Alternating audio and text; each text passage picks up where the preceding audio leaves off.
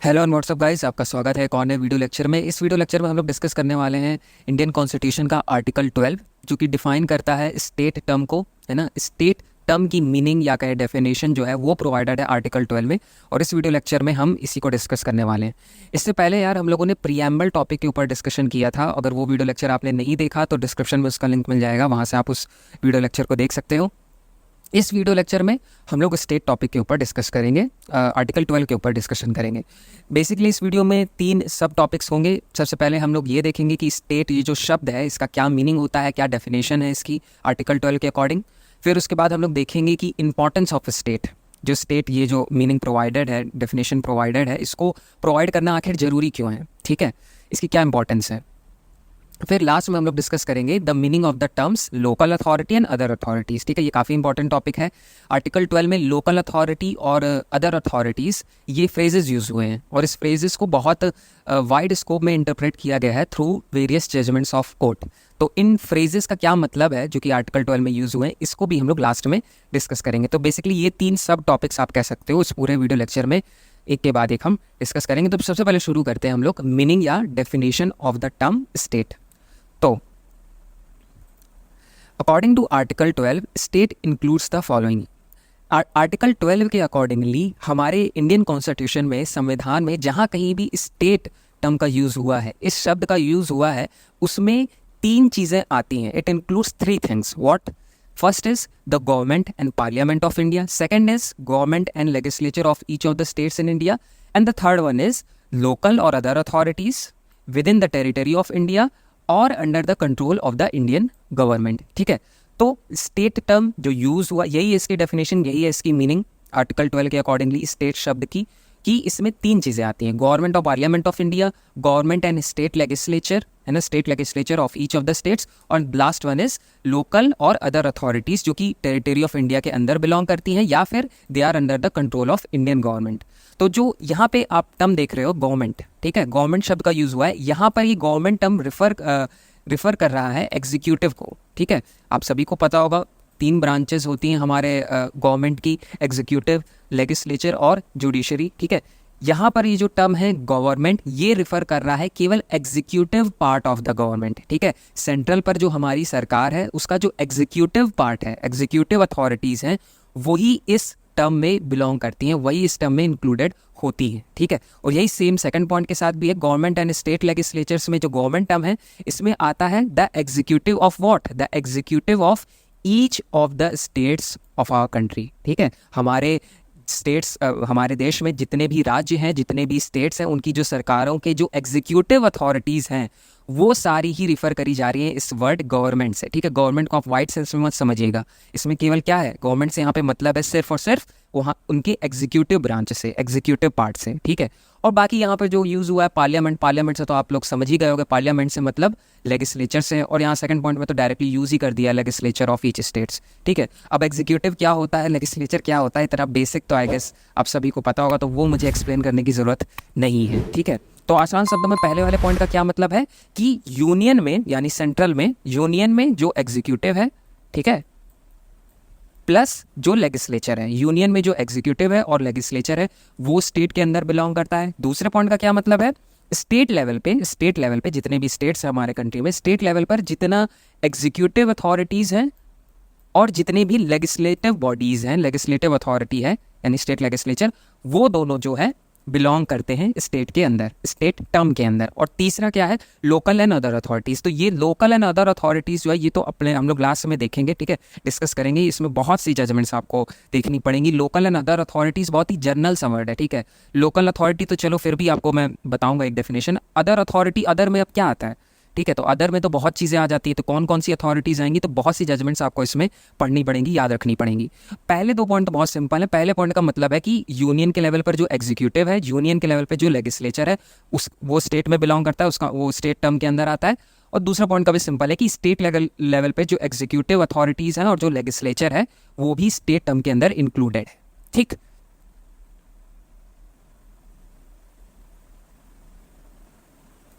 तो ये तो रहा मतलब meaning and definition of the term state, ठीक है। और इसे आप बेयर एक्ट से भी पढ़ सकते हो, एक बार, एक सेकंड, हाँ, इसे बेयर एक्ट से पढ़ सकते हो। बेयर एक्ट के accordingly 12 deals. In this part, unless the context otherwise requires, the state includes government and parliament of India, government and legislature of each of the states, local or other authorities within the territory of India or under the control of government of India. ठीक है, जो मैंने आपको अभी समझाया इसी को मैंने 3 पार्ट में ना ब्रेक कर दिया. यूनियन के लेवल पे, फिर स्टेट, यूनियन के लेवल पे एग्जीक्यूटिव और लेजिस्लेचर, स्टेट के लेवल पे एग्जीक्यूटिव और लेजिस्लेचर, और लास्ट में local other authorities within the territory of India or under the control of. इसको मैंने इसी डेफिनेशन को 3 पॉइंट्स पर वहाँ पर ब्रेक डाउन किया गया है. ठीक है, अब इसके बाद चलते हैं हम लोग importance of defining the term state की. आखिर ये स्टेट की जो डेफिनेशन है या मीनिंग है ये हमारे कॉन्स्टिट्यूशन में प्रोवाइड ही क्यों की गई है. ये जानना, ये समझना, ये डिफाइन करना ज़रूरी क्यों है? ज़रूरी इसलिए है यार, यहाँ आप देख सकते हो इंपॉर्टेंस. अच्छा, ये जो नोट्स है जिससे मैं पढ़ा रहा हूँ इसका जो लिंक है मैं आपको दे दूंगा नीचे डिस्क्रिप्शन में, कमेंट बॉक्स में. ठीक है, वहाँ से आप इस नोट्स को जो है एक्सेस कर सकते हो. तो जो टर्म है स्टेट, इसको डिफाइन करना यार इसलिए ज़रूरी है. It is clarifies the scope and extent of the term state, है ना, Article 12, which is used in many fundamental right provisions such as Article 14, 15 and 21. तो इस पॉइंट का सिंपल सा मतलब ये है यार कि आर्टिकल 12 में हमें स्टेट के टर्म को डिफाइन करना इसलिए ज़रूरी है क्योंकि आगे जितने आप फंडामेंटल राइट्स पढ़ोगे ना, जैसे कि राइट टू इक्वलिटी हो गया या फिर राइट टू लाइफ हो गया, तो ये जो फंडामेंटल राइट्स हैं इनमें स्टेट टर्म कई बार यूज़ किया गया है. ठीक है, ये जो राइट्स हैं ये प्रोवाइड किए ही जाते हैं. They are duties basically on part of state to provide these rights to citizens और टू एवरी पर्सन. डिपेंड्स की है ना, फंडामेंटल राइट पे कई बार वो सिटीजन्स को मिलते हैं, कई बार सब. खैर इतना डिटेल पे नहीं जाते, वो एक अलग चीज़ हो गया. कहने का मतलब सिंपल सेंस में आप ये समझिए कि आर्टिकल 14 है, आर्टिकल 21 है, आर्टिकल 15 है, कई ऐसे फंडामेंटल राइट्स हैं जहाँ पर कि स्टेट शब्द का यूज़ हुआ है. स्टेट के ऊपर ड्यूटी इम्पोज की गई है कि ये जो फंडामेंटल राइट्स है आप इंश्योर करोगे कि लोगों को ये फंडामेंटल राइट्स मिले. ठीक है, तो अब जब स्टेट के ऊपर बार बार लिख दिया गया है आर्टिकल, अब जैसे कि आर्टिकल 14 पढ़ ही लेते हैं, लाइए. ठीक है, आर्टिकल 14 में दिखा देता हूँ आप लोगों को, एक सेकंड. आर्टिकल 14, ये देखिए आर्टिकल 14 क्या लिखा हुआ है यहाँ पे. आर्टिकल 14 लिखा हुआ है the state shall not deny to any person equality before law. आप डिटेल में मत जाइए, वो पूरा आर्टिकल 14 अलग टॉपिक है, बट वर्ड का क्या यूज़ हुआ है यहाँ पे, द स्टेट. ठीक है, इसी तरीके से अगर आप आर्टिकल 21 में चले जाओ, no person shall be deprived, तो ये राइट कन्फर किया जा रहा है ऑन द पीपल. ठीक है, no person, in general no person है. तो ये जो राइट्स हैं ये कन्फर किए जा रहे हैं, तो किसी ना किसी की ड्यूटी होगी ना इस राइट को प्रोवाइड करने की, है ना. Where there is a right there has to be a duty. ये तो बेसिक प्रिंसिपल है जूरिस्प्रूडेंस का. आई होप आप लोगों को पता होगा, नहीं भी पता तो आप इस तरीके से सिंपल सेंस में समझिए कि फंडामेंटल राइट्स जो प्रोवाइडेड हैं हमारे कॉन्स्टिट्यूशन में वो स्टेट प्रोवाइड करता है. स्टेट इंश्योर करता है कि ये फंडामेंटल राइट्स सेफ गार्डेड रहें, प्रोटेक्टेड रहें और सबको मिले. ठीक है, तो ऐसे में स्टेट टर्म को डिफाइन करना, स्टेट टर्म की मीनिंग को एक्सप्लेन करना बहुत ज़रूरी हो जाता है क्योंकि ये आगे कई बार कई आर्टिकल्स में आपको ये देखने को मिलेगा, कई फंडामेंटल राइट्स में ये आपको देखने को मिलेगा, पढ़ने को मिलेगा. ठीक है, तो यही मेन कारण है जिसकी वजह से हमें ये डिफाइन करना, इसकी मीनिंग को क्लियरली समझना बहुत ज़रूरी हो जाता है. ठीक, तो ये तो रहा importance of the term state. अब लास्ट में आ जाते हैं जो कि सबसे ज़्यादा कह सकते हो एक तरीके से कॉन्ट्रोवर्शियल चीज़ है आर्टिकल 12 के रिगार्ड में. एक सेकेंड, ये हाँ, जो कि है लोकल अथॉरिटी और अदर अथॉरिटी टर्मिनोलॉजीज़. इन दोनों टर्मिनोलॉजीज़ का क्या मतलब है, इसमें बहुत सी जजमेंट्स हैं और ये कहीं ढंग से स्ट्रेट फॉरवर्ड डिफाइंड नहीं है. ठीक है, लोकल अथॉरिटीज़, अदर अथॉरिटीज़, ये तो सुनने में ही, पढ़ने में ही आपको रियलाइज़ हो रहा होगा बहुत जनरल सा टर्म है. ठीक है, तो इसका स्कोप क्या होगा, ये टोटल जजमेंट्स कोर्ट्स की जो अलग अलग आई हैं उसी के थ्रू ये एक्सप्लेन हुआ है. ठीक है, बाकी ये टर्म तो बहुत ही जनरल सा है, लोकल अथॉरिटी, अदर अथॉरिटी. ठीक है, तो इसमें आप थोड़ा सा ज़्यादा ध्यान दीजिएगा. सबसे पहले हम लोग डिस्कस करते हैं व्हाट आर लोकल अथॉरिटीज़. ठीक है, तो लोकल अथॉरिटीज़ डिफाइंड है जनरल क्लॉजेस एक्ट के सेक्शन 3 के क्लॉज 31 में. ठीक है, ये जो मैंने आपके सामने खोला है ये है the clause 31 of the section 3 of general clauses act. ठीक है, तो क्लॉज 31 जो है जनरल क्लॉजेज एक्ट, सेक्शन 3 के क्लॉज 31 जनरल क्लॉजेज एक्ट का, वो डिफाइन करता है of the term local authority which is used under article 12. Article 12 में जो टर्म लोकल अथॉरिटी यूज़ हुआ है वो जनरल क्लॉजेज एक्ट के सेक्शन 3 के क्लॉज 31 में डिफाइंड है. अब क्या है डिफाइन, अब ये देखिए, ये तो स्ट्रेट अवे डेफिनेशन है, थोड़ी कॉम्प्लिकेटेड है पर ये आपको ऐसे ही याद रखनी पड़ेगी. इसको मैं समझा दे रहा हूँ. खैर अभी इसके accordingly local authority shell mean a municipal committee, district board, body of port commissioners or other authority legally entitled to or interested by the government with the control or management of a municipal or local fund.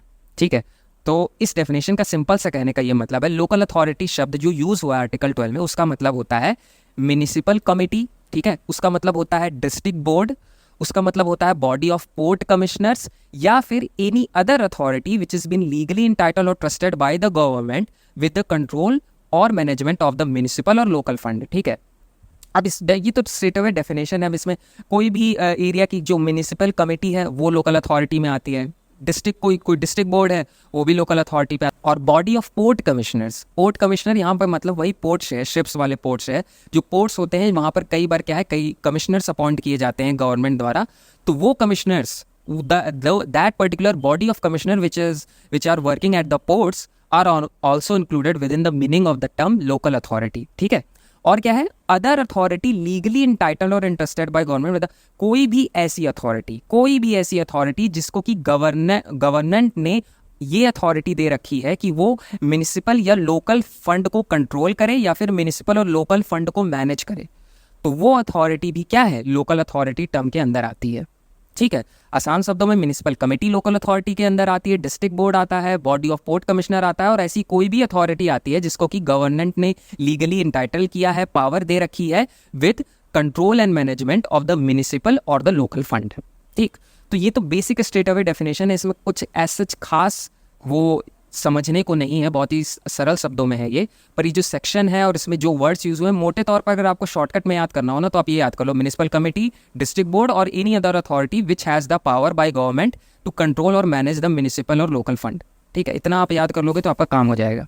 अब यहाँ पर एक तो case भी दिया हुआ है, आप चाहो तो नॉलेज वाइज पढ़ लो, खैर बहुत रिलेवेंट नहीं है ये केस लॉ, बिकॉज चूंकि डेफिनेशन आपको जनरल क्लॉजेज एक्ट में मिल ही जाती है और उसमें काफ़ी हद तक डिफाइंड है, तो इस पर केस लॉज उतने ऐसा ज़रूरत नहीं है। बट फिर भी Mohammad Yasin versus town area committee का एक केस था, जिसके अकॉर्डिंगली ये था कि एक म्यूनिसिपल कमेटी थी जिसने कि एक फ़ी इम्पोज कर दी थी होलसेल डीलर्स के ऊपर, जो कि इन वॉयलेशन माना गया था आर्टिकल 19(1)(g का, जो कि प्रोवाइड करता है बेसिकली ट्रेड और कॉमर्स से रिलेटेड फ्रीडम, है ना। कोई भी अगर बिजनेस कर रहा है, किसी तरह लीगली कर रहा है तो वो अपने तरीके से कर सकता है, ट्रेड कर रहा है तो अपने तरीके से कर सकता है। तो इस केस लॉ में बेसिकली क्या होता है, एक म्यूनिसिपल कमेटी ने एक ऐसा बायलॉ बना दिया था, एक ऐसा कानून बना दिया था जिसने कि फ़ीस इम्पोज कर दी थी होलसेल डीलर्स के ऊपर, ठीक है, जो कि 19(1)(g जो कि फ्रीडम प्रोवाइड करता है, right to freedom of trade कह सकते हो आप, तो उसको वायलेट करता था। इस वजह से जो कोर्ट है उसने म्यूनिसिपल कमेटी के इस बायलॉ को वो कर दिया था, क्या कहते हैं, अनकॉन्स्टिट्यूशनल घोषित कर दिया था, इनवैलिड घोषित कर दिया था, ठीक है, डिक्लेयर कर दिया था। तो खैर ये तो एक रिलेवेंट सा केस लॉ है, जनरल सा केस लॉ है, इससे कुछ खास पता नहीं चलता लोकल अथॉरिटी टर्म के बारे में। लोकल अथॉरिटी क्या होता है इसका सबसे अच्छा है आप ये वाली डेफिनेशन याद रख लो, जनरल क्लॉजेज एक्ट की सेक्शन 3 की क्लॉज 31 वाली, जिसमें लोकल अथॉरिटी क्लियरली डिफाइंड है, ठीक। अब आ जाते हैं हम लोग what is meant by the term other authorities, meaning of other authorities for state under article 12। अब ये जो लास्ट में यूज़ कर दिया है, पहले तो कह दिया भाई एग्जीक्यूटिव लेजिस्लेचर यूनियन का, फिर कहा एग्जीक्यूटिव लेजिस्लेचर स्टेट लेवल पे, फिर कहा लोकल अथॉरिटी, चलो वो मेरा जनरल क्लॉज है, फिर अब लास्ट में कहा है अदर अथॉरिटी। अब अदर अथॉरिटी में भाई क्या आता है, यही सबसे ज़्यादा वाइड है, इसमें बहुत ढेर सारे केस लॉज आपको पढ़ने पड़ेंगे, ठीक है। तो बारी बारी करके पढ़ते हैं। सबसे पहला केस लॉ आपको मिलेगा ये सुखदेव सिंह वर्सेस भगत राम सरदार सिंह रघुवंशी, 1975 का ये केस है। इसके accordingly supreme court held that the oil and natural gas commission ONGC which is a government owned corporation is another authority. The court held that ONGC was carrying out a public function and its action were subject to judicial review. Basic sense में सुखदेव सिंह के case में जो कही गई थी बात यार, वो ये कि कोई भी ऐसी गवर्नमेंट ओन्ड कॉरपोरेशन है अगर जो कि पब्लिक फंक्शन परफॉर्म कर रही है, पब्लिक फंक्शन परफॉर्म कर रही है का कहने का मतलब कि ऐसा, मतलब वो जो कॉरपोरेशन है वो कुछ ऐसे काम कर रही है जो लोगों के भले के लिए, ठीक है, पब्लिक एट लार्ज, लोगों को एट लार्ज बेनिफिट प्रोवाइड कर रहा है ना, पब्लिक इंपॉर्टेंस है उसके फंक्शंस की। तो ये ऐसा कोई भी कॉरपोरेशन, अगर क्रक्स आप समझने की कोशिश करो इस जजमेंट का, ऐसा कोई भी कॉरपोरेशन, ऑब्वियसली इंक्लूडिंग ONGC, ऐसा कोई भी कॉरपोरेशन जो कि ऐसे फंक्शंस परफॉर्म कर रहा हो जिसकी क्या हो, पब्लिक इंपॉर्टेंस हो, ये टर्म याद कर लीजिएगा, पब्लिक इंपॉर्टेंस, ठीक है। ऐसा कोई भी कॉरपोरेशन जो कोई भी ऐसे फंक्शन परफॉर्म कर रहा हो जिसकी पब्लिक इंपॉर्टेंस हो एट लार्ज, तो वो कॉरपोरेशन अदर अथॉरिटी के टर्म में इंक्लूडेड हो जाएगा। ऑब्वियसली एक्सप्लिसिटली कोर्ट ने कह दिया था ONGC इंक्लूडेड है, ONGC इंक्लूडेड है, but the rule that basically was laid down by this judgement is that any cooperation which performs any function of public importance is included within the phrase other authority. ठीक है, यही सुखदेव सिंह का judgement का मतलब है। फिर उसके बाद आगे क्या है, उसके बाद है Rajasthan electricity board versus Mohanlal. अब ये केस आ जाता है, इसके accordingly other authority the court held that board was carrying out a public function and its action were subject to. भाई सेम बात जो कि सुखदेव सिंह में कही गई थी, उसी से मिलती जुलती बात Rajasthan electricity board versus Mohanlal में भी कहा गया। इसमें बस वो यही कि अगर कोई भी पब्लिक फंक्शन प्रोवाइड कर रहा है, कोई भी ऐसी कोऑपरेशन है, अथॉरिटी है, जैसे कि इसमें इलेक्ट्रिसिटी बोर्ड था, पहले वाले एग्जांपल में क्या था, एक कॉरपोरेशन था ONGC वाला, इसमें इलेक्ट्रिसिटी बोर्ड है, तो कोई भी ऐसी अथॉरिटी, कोई भी ऐसी कोऑपरेशन जो कोई भी ऐसा फंक्शन प्रोवाइड कर रही है जिसकी पब्लिक इंपॉर्टेंस है, public at large are getting benefit from it, then that authority, that cooperation is included within that phrase other authority which has been used under Article 12। ठीक, ये केस लॉ हो गया। फिर इसके बाद एक और जजमेंट है जो आपको पता होना चाहिए, वो है Ramana Dayaram Shetty versus international airport authority of India 1979। इस पर्टिकुलर केस में कोर्ट ने हेल्ड किया था that the authority was an instrumentality of the state and was therefore subject to the restriction of high court. कहने का मतलब ऐसी कोई भी अथॉरिटी जो कि स्टेट के एज एन इंस्ट्रूमेंट की तरह एक्ट कर रही हो, स्टेट के एज एन इंस्ट्रूमेंट की तरह एक्ट कर रही हो, कहने का मतलब कि जो अथॉरिटी है, अब ये वर्ड याद रखिएगा, ये इसमें नहीं लिखा, ये मैं आपको बता रहा हूँ, इसे नोट कर लीजिएगा या सुन लीजिए, that any authority which has a deep, एक सेकेंड, डीप, ठीक है, अब मैं माउस से लिख नहीं पाऊंगा उतना, deep and persuasive state control. ठीक है, परसुएसिव, PERSU, परसुएसिव, एक सेकेंड, यस, वाह लिख दिया मैंने, इससे देखो लगभग ये ई है। ठीक है, persuasive, any authority having a deep and persuasive state control is set to be included within the phrase other authority. कहने का मतलब ऐसी कोई भी अथॉरिटी है जिसमें कि बहुत ही डीप लेवल पर, एक कंसिडरेबली डीप लेवल पर और परसुएसिव लेवल पर स्टेट का कंट्रोल है। स्टेट क्या, जो कि ऑलरेडी हम लोगों ने डिस्कस किया, ठीक है, वही स्टेट जो government and all is that, ठीक है, वही स्टेट, अगर जो स्टेट है वो उस अथॉरिटी के ऊपर एक डीप और परसुएसिव कंट्रोल एक्सरसाइज कर रहा है, तो वो अथॉरिटी क्या हो जाएगी, वो अथॉरिटी इंक्लूडेड हो जाएगी अदर अथॉरिटी फ्रेज के अंदर। और अदर अथॉरिटी फ्रेज के अंदर इंक्लूडेड हो जाएगी तो क्या मतलब हो गया कि वो स्टेट के मीनिंग के अंदर आ गई। ठीक है, आर्टिकल 12 में स्टेट की मीनिंग के अंदर वो आ जाती है, because it has a deep and persuasive state control. अगर वैसे देखा जाए तो जितनी भी जजमेंट्स आपने अभी तक पढ़ी उसमें से सबसे ज़्यादा इंपॉर्टेंट, सबसे ज़्यादा कॉन्सेप्चुअली इंपॉर्टेंट जो जजमेंट है वो यही है, रमना दयाराम की। क्योंकि इसमें ना इसने बहुत ही जनरल सेंस में डिफाइन कर दिया है, बहुत ही एग्जॉस्टिव वे में डिफाइन कर दिया है कि आखिर कौन सी अथॉरिटी जो है वो स्टेट मानी जाएगी। ऐसी कोई भी अथॉरिटी जिसमें क्या हो, डीप और परसुएसिव स्टेट कंट्रोल हो, यहाँ पे मैं लिख दे रहा हूँ SC, state control, deep and persuasive state control. बस यही टेस्ट आप दिमाग में हमेशा रखिएगा, क्योंकि अभी कॉलेज के लेवल पर तो आप ऐसे सुन लीजिए, बट जुडिशरी में MCQs आते हैं, ठीक है, और वहाँ पे पूछता है कि ये अथॉरिटी, ये फला बोर्ड, ये कॉर्पोरेशन स्टेट में आएगा कि नहीं आएगा। तो आप बस दिमाग में यही जोड़ डालिएगा कि जिस अथॉरिटी का नाम आपकी आंखों के सामने है उस पर जो स्टेट है ना, गवर्नमेंट है, एक तरीके से कह सकते हो, एग्जीक्यूटिव वाला, उस पर डीप और परसुएसिव कंट्रोल एक्सरसाइज करते हैं कि नहीं, वो एक इंस्ट्रूमेंट है कि नहीं, डीप एंड परसुएसिव कंट्रोल। अगर ये है तो वो आप एलिमिनेशन मेथड भी यूज़ कर सकते हो MCQs में, तो वो आ जाएगा अदर अथॉरिटी में। ठीक है, तो मेरे ख्याल से तो भाई जितने भी जजमेंट्स अभी तक आपने पढ़े उन सब में से सबसे इंपॉर्टेंट यही है, the test to determine whether an authority comes within the phrase other authority which is used under Article 12 is to figure out whether that authority is within the deep and persuasive state control. If that authority is within the deep and persuasive state control, it is included within the meaning of the phrase other authority. ठीक है, ये judgement तो जरूर याद करिएगा। इसके अलावा एक और जजमेंट है, ठीक है, ये जजमेंट इंपॉर्टेंट नहीं है, इसके अलावा एक और जजमेंट है जो आपको पता होनी चाहिए, लिखा नहीं है इसमें, आप लिख लीजिएगा इसको, वो है कि रिज्जू प्रसाद शर्मा, ठीक है, रिज्जू प्रसाद शर्मा, मैं पूरा नहीं लिखूंगा, रिज्जू प्रसाद शर्मा, ठीक है, Rijju Prasad Sharma versus state of Assam, ठीक है, state of Assam, Assam ASSAM, ठीक है, Rijju Prasad Sharma versus state of Assam. ये केस है जिसमें कि कोर्ट ने जो है हेल्ड किया था, ये यहाँ पे रिज्जू प्रसाद, इसमें कोर्ट ने बेसिकली हेल्ड किया था जब जो कोर्ट्स हैं, यानी कि जो हमारी जुडिशरी है, यानी कि ऑब्वियसली, जिसमें कि आप लोग जब जज बन जाओगे, मजिस्ट्रेट बन जाओगे, तो जहाँ बैठोगे, जिन कोर्ट्स में, जो कोर्ट्स हैं वो भी स्टेट की मीनिंग के अंदर इंक्लूडेड हो सकते हैं। कब हो सकते हैं? जब they are performing any action within their administrative capacity, CAP, ठीक है।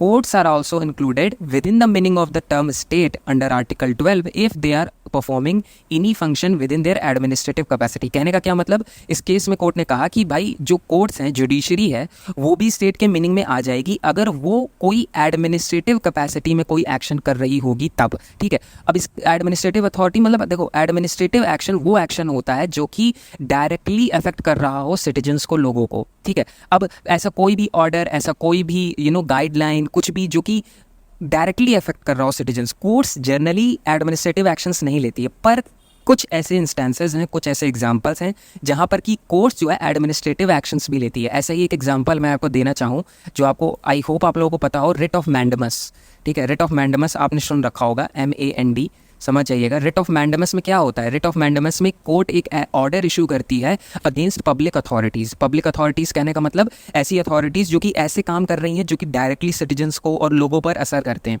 कोर्ट्स जब मैंडमस इशू करती है, अब ये रिट ऑफ मैंडमस क्या होता है डिटेल में, ये अलग टॉपिक हो जाएगा, बट अभी के लिए आप जान लो, रिट ऑफ मैंडमस एक ऐसी रिट होती है जिसमें कि कोर्ट एक ऐसा ऑर्डर इशू करता है जो कि पब्लिक अथॉरिटीज़, ध्यान से सुनिए, पब्लिक अथॉरिटीज़ जो कि डायरेक्टली सिटीजन्स और लोगों को अफेक्ट करने लायक एक्शन करती हैं, उस पर एक तरीके का ऑब्लिगेशन इम्पोज करता है, उस पर एक तरीके का ऑर्डर करता है कि चलिए ये आपका काम है, लोगों के प्रति आपकी ये ड्यूटी बनती है, कर्तव्य बनता है, इस काम को करिए। कोर्ट इनडायरेक्ट वे में एक एडमिनिस्ट्रेटिव ऑर्डर, एक एडमिनिस्ट्रेटिव एक्ट करती है रिट ऑफ मैंडमस के केस में, ठीक है। तो रिट ऑफ मैंडमस ये तो एक एग्जांपल है, ऐसे बहुत से ऐसे एग्जांपल्स आपको मिलेंगे जिसमें कि कोर्ट्स एडमिनिस्ट्रेटिव कैपेसिटी में एक्ट कर रही है, ऐसा एक्शन ले रही है जो कि सिटीजन्स को, लोगों को डायरेक्टली इफेक्ट कर रहा है, ठीक है। तो उस केसेस में ऐसा कोई भी एडमिनिस्ट्रेटिव कैपेसिटी में एक्ट अगर कर रही है कोर्ट, तो उस सिनेरियो में कोर्ट भी आर्टिकल 12 में डिफाइन स्टेट टर्म के अंदर आ जाएगी, ठीक है। बेसिक सेंस में अगर आपको इंग्लिश में इसे नोट डाउन करना है तो कहीं नोट डाउन कर लीजिएगा, that courts are also included within the term state as defined under article 12 when they are performing any act in their administrative capacity, ठीक है। एडमिनिस्ट्रेटिव कैपेसिटी क्या होता है मैंने आपको समझा दिया, और इसका एक एग्जाम्पल भी दे दिया, रिट ऑफ मैंडमस। तो ये तो रहा यार आपका स्टेट का पूरा कॉन्सेप्ट, ठीक है। मैंने एक एक पॉइंट को डिस्कस किया है, कुछ भी नहीं छोड़ा है, ठीक है। पूरा बेयर एक्ट से लेकर के आपका जो कीवर्ड्स का एक्सप्लेनेशन हो, इंपॉर्टेंस हो, अदर अथॉरिटी में जितने इंपॉर्टेंट केस लॉज है वो मैंने डिस्कस कर लिया। अगर आपको इतने केस लॉज याद है ना, खास करके जो मैंने डी परसुएसिव स्टेट कंट्रोल बताया वो रमाना दयाराम वाला, और ये रिज्जू प्रसाद भी है। रिज्जू प्रसाद थोड़ा डिटेल डेप्थ वाला है, चीज़ समझ आया हो तो अच्छी बात है, वरना ये काफ़ी डेप्थ और डिटेल वाला है तो उतना नहीं। पर बाकी जितने केस लॉज मैंने बताया, पब्लिक इंपॉर्टेंस होनी चाहिए। अगर इतना आपको याद है तो स्टेट कॉन्सेप्ट, चाहे आप कॉलेज लेवल पे जाओ, चाहे आप जुडिशरी लेवल पे जाओ, इट्स मोर देन इनफ, ठीक है। आप आराम से सारे क्वेश्चंस का जवाब आप दे पाओगे। बाकी अगर आपको ये वीडियो पसंद आई तो मेक श्योर आप इस वीडियो को लाइक करिएगा, चैनल पर नए हैं तो चैनल को सब्सक्राइब करिएगा, और कमेंट्स में भी यार अगर सब कुछ समझ आया हो या कोई डाउट रह गया हो तो वो भी आप पूछ सकते हो। And thanks for watching and stay tuned for the next one. Bye bye.